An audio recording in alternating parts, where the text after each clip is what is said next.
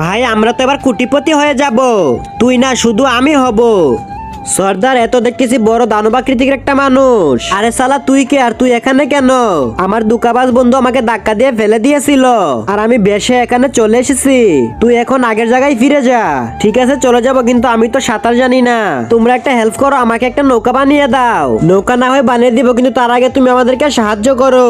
কেমন সাহায্য? আমাদের সাথে আসো। হা হা হা, এখন তোরা সবাইকে খাবো।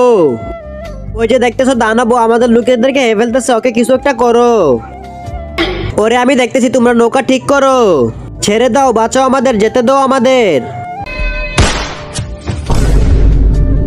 তোরে বন্দুক আমাকে কিছুই করতে পারবে না। হা হা। আবে সালা দাঁড়া, পালাবি কোথায়? আবে আমি তোমাদের লোকদেরকে বাঁচিয়েছি, এখন আমার নৌকা কোথায়?